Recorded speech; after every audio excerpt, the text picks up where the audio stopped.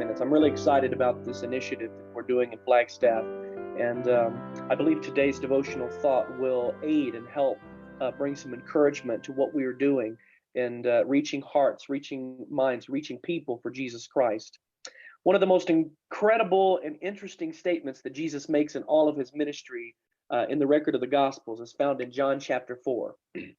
Now, most of us, when we think of John 4, we think of the conversation that Jesus had with the woman at the well, because that's what we remember John 4 for. But it's interesting that if you read down past that conversation, the disciples, meanwhile, while Christ is having this conversation with the woman at the well, they went into the city to gather food and items for their travels.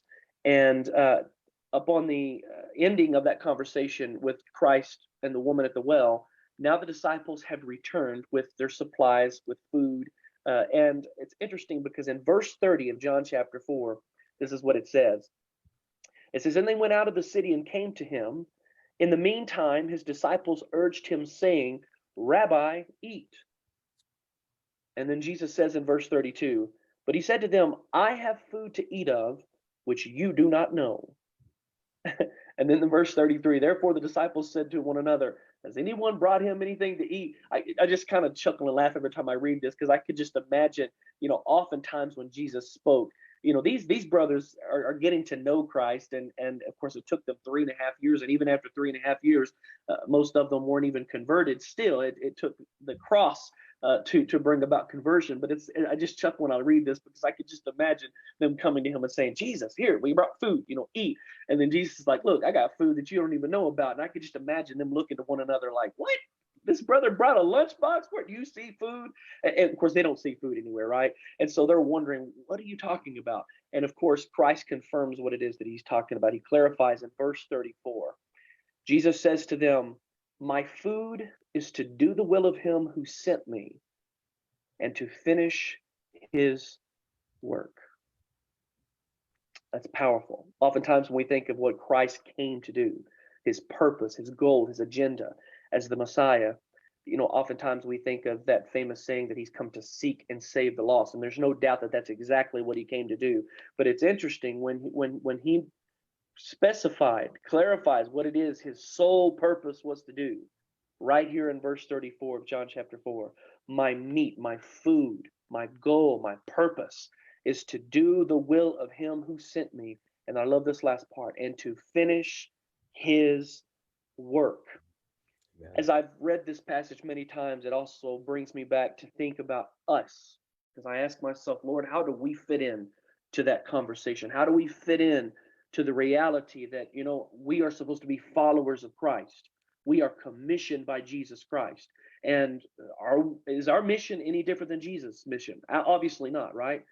Jesus came to finish his Father's work. We also have been put here to finish God's work. In fact, I would even go as far as to submit that our very name, Seventh-day Adventist, is a testament to the fact that we are put here for the sole purpose of finishing God's work. Because if you go back to Genesis, right there to the beginning, think about it for just a moment. Our name, Seventh-day Adventist. When we think of Seventh-day Adventist and we break that down, obviously, seventh day points us back to creation and Sabbath, right? That we believe in keeping all of God's commandments, including the seventh-day Sabbath. And then, of course, Adventists, we believe in the promises of God's word and are looking forward to the soon coming of Jesus Christ. But I would even submit to you that concept of seventh day goes far and beyond just Sabbath keeping.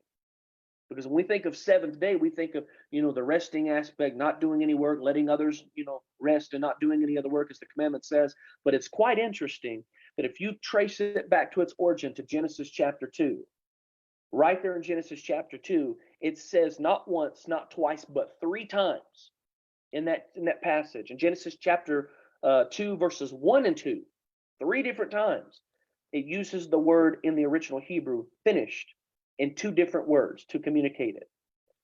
Right there in verse number 1, it says he finished his work. The Greek or the Hebrew word there is kalal. He finished his work. And then in verse 2, it says, and when his work was ended, that's the Greek or the Hebrew word again, kalal. It means he ceased his work. He finished his work. And then it says, not only did he end his work, but He rested. And we often, bring out the fact that Christ did three things on the Sabbath, or three things on the seventh day that he didn't do on any other day, right? He rested, he blessed, he made holy the seventh day. But it's quite interesting there that even that word Sabbath in the original Hebrew, Shabbat, means he ceased, he finished his work. As Seventh day Adventists, my friends, we're more than just Sabbath keepers. We're more than just a people, obviously, who keep the commandments of God and have the testimony of Jesus Christ. Right there in our very name is a testament of the fact that we are that people that, according to Daniel chapter 12, verses 11 and 12, there, when it's talking about the 1290 and the 1290 and the 1335 day time prophecy, it says based on the 1335 days, it says, blessed is he who waits and comes to the 1335 days. That if you study that prophecy, it brings you all the way up to 1844. What in the world happened in 1844? God was rising up a movement. He was creating a movement, a last day remnant movement known as the Seventh day Adventist Church, who would, just like Jesus said in John 4, their sole purpose is not just to keep the commandments of God, not just to have the testimony of Jesus Christ, to exercise the faith of Christ as expressed there in Revelation chapter 14, verse 12.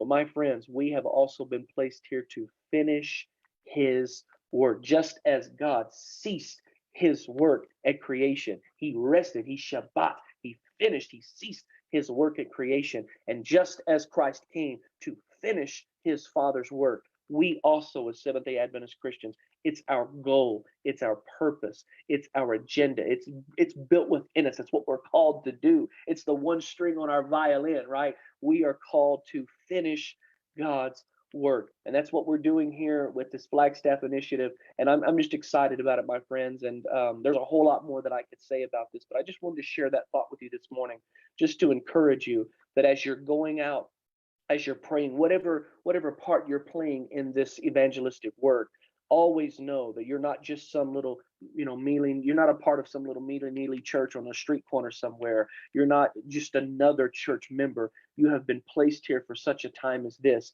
a part of God's last day remnant movement, who their meat, their goal, their purpose, right? Their food is to finish his work.